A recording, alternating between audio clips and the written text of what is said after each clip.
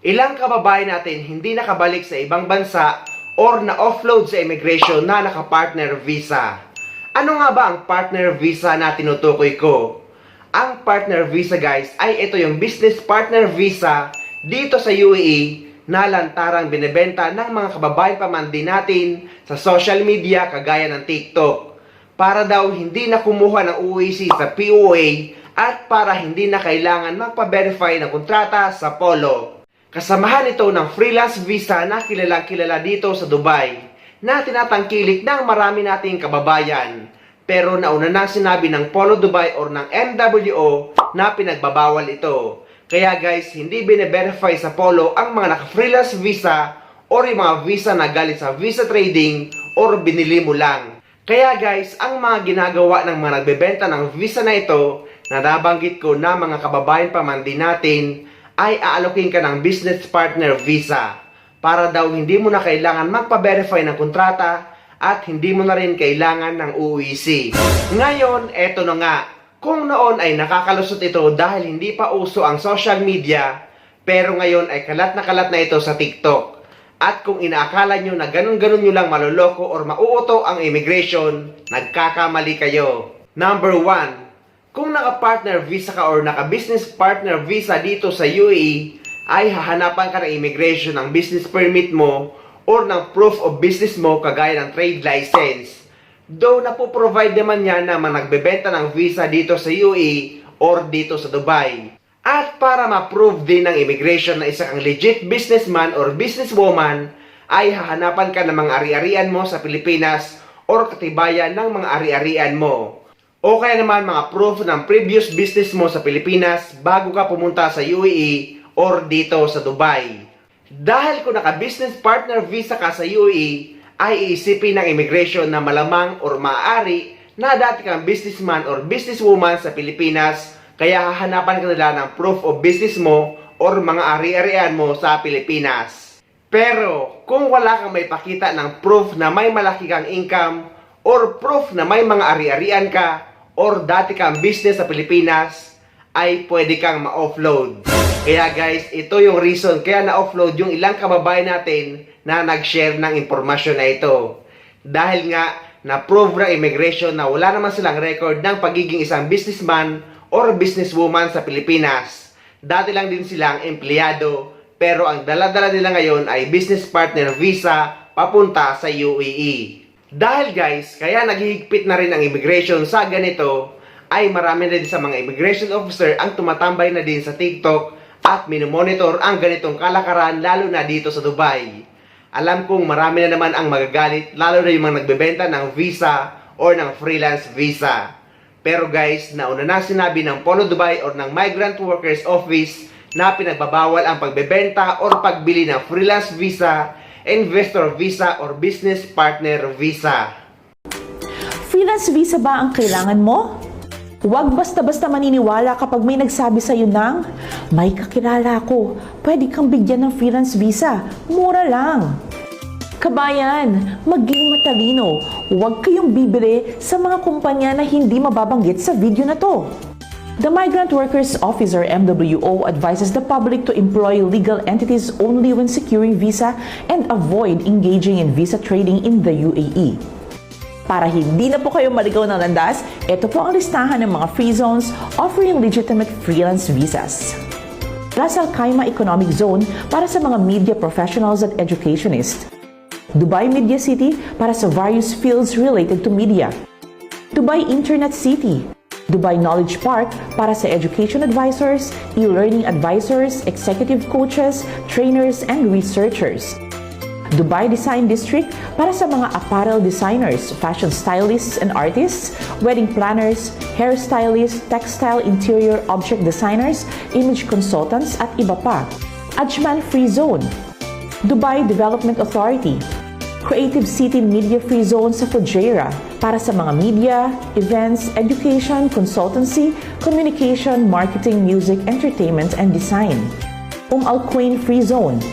Dubai Airport Free Zone Authority or DAPSA at Dubai Culture and the General Directorate of Residency and Foreigners Affairs para sa talent pass, media, education at marami pang iba. Para naman sa mga domestic helpers natin, they can only be employed through licensed agencies, tadbirs, and through direct sponsorship of a qualified employer. Nakakalungkot dahil madalas, kapwa mo pa Pilipino ang manloloko sa'yo. Huwag naman sana ganyan. Kung ayaw nyo magkaproblema sa inyong papeles at hindi kayo mahirapan sa verification sa MWO office dito sa UAE, bumili lamang ng inyong visa sa mga nabanggit na legal entities at huwag na huwag sa kung kanino man. Tandaan, workers and employers involved in visa trading are considered partners in crime, kaya both may be held liable as determined by the proper court of law. Huwag tayong magalit kung hindi ma-verify ng MWO ang ating mga dokumento. May mali kasi sa proseso. Kaya kabayan, huwag nang magpapaloko. Maging alerto. Hello mga ka-OFW, mainit-init pa po itong balita na ito ha. Pakaintindihin po natin. May mga Pilipino po na bumili ng investors visa and partners visa from Philippines papunta po ng UAE. So ngayon po sila po ay na-offload pagdating sa immigration dahil hinanapan po sila ng mga additional documents. Lilinawin ko lang po, yes, hindi ko po kayo pinipigilan bumili. Karapatan niyo po yan kasi gusto niyo magpunta dito sa UAE. Pero pinag-aaralan po yan. Okay, hindi po tayo basta naniniwala doon sa promote. Yes po, may mga nakakalusot pero ngayon po mas naghigpit po ang immigration dahil po doon sa mga bentahan ng visa. Previous months po nabalitaan kaya po naghigpit sa POEA yung contract verification dahil po doon sa bilihan ng visa, ng freelance visa na tinatawag. Ngayon po nakarating naman sa ating gobyerno about itong pagbebenta ng investors visa, partners visa. So mas naghigpit po ang immigration. So ito pong ating mga kawawang OFW bumili ng investors visa. Pagdating po sa immigration sila po ay na-offload. Okay po. So ito po, hindi po sapat ang trade license. Nakasama kayo sa trade license. Hindi sapat ang visa ninyo is investor or partners visa. Hindi po yan sapat. Pagdating po sa immigration, maki-question po kayo. Ano ang trabaho mo sa Pilipinas? Ano ang source of income mo? Kailangan mag-provide ka kung ano yung source of income mo. Paano ka naging investor sa UAE? Paano ka nagkaroon ng company sa UAE? Paano ka naging partners visa sa UAE? Ano ba ang trabaho mo dito sa Pilipinas? So yun po ang mga questions. Ano ba yung source of income mo sa Philippines? Paano ka nagkaroon ng paano ka naging investor sa UAE? Kailangan po meron kayong i-provide na mga dokumento. So dun po na-upload ang ating mga ka-OFW na bumili ng mga investors visa at partners visa. So mag-ingat po tayo. Hindi po porket nakikita natin sa promote, walang offload. Hindi po. Hindi naman po bobo ang gobyerno natin, no. Pag-aralan niyo po at dapat may mga karagdagan kayong mga dokumento na ilalabas.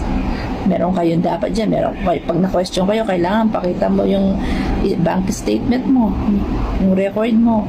Magkano ba ang pera mo sa bangko? Hindi po ba? Ano ba ang business mo? Ano ba ang mga ari-arian mo? Paano ka naging partners visa dito sa UAE? Paano ka nakapag-invest dito sa UAE? So, ganun po yon. So, mag-ingat po tayo. Basta guys, kahit anong visa na galing sa visa trading or pagbebenta or pagbili ng visa, ay mahigpit yan na pinagbabawal ng Polo Dubai or ng ating gobyerno. Hindi nila kayo i-verify at hindi kayo makakakuha ng OEC sa POA. Though yung mga naka-freelance visa ay may mga nakakalusot sa POA na nakakakuha ng OEC kahit walang dalang Polo verified contract. Pero nangangako sila or nagsubmit sila ng affidavit of undertaking na magsasubmit sila or magsasend sila through email ng Polo verified contract pagbalik dito sa Dubai. Pero paano nga sila makakapag-send ng Polo verified contract ay unang-una ay na-reject na sila ng Polo Dubai. So sa POA sila magkakaproblema in the future dahil nga nakanote doon na hindi pa sila nagbibigay or nagsasubmit ng Polo verified contract. Ganon din guys sa mga naka-business partner visa. Karamihan ay nakakalusot sa immigration. Pero guys, sa paglipas ng panahon at dahil nga lantaran ng pagbebenta nito sa social media, ay nadedetect at namomonitor na rin ito ng gobyerno or ng Bureau of Immigration. Pero para sa mga kababayan natin na legit ang kanilang visa at kontrata na kailangan magpa-verify ng kontrata sa Apollo Dubai, ay ilalagay ko yung kompletong requirements sa description ng video na ito para mabasa nyo at para ma-download nyo rin ang mga downloadable forms kagaya ng SORNI statement, addendum form at certificate of employment. So, bisitahin nyo lang yung description ng video na ito or yung pinned comment at ilalagay ko doon. Ayun guys, sana may nakuha kayong idea at sana nakatulong ang video na ito sa inyo. At sa mga hindi pa dyan nakasubscribe sa channel ko, please don't forget to subscribe my YouTube channel and please click the notification bell para lagi kayong updated sa mga upcoming videos na gagawin ko tungkol sa mga updates sa ating mga OFW. Mula dito sa Dubai, maraming salamat. See you next time.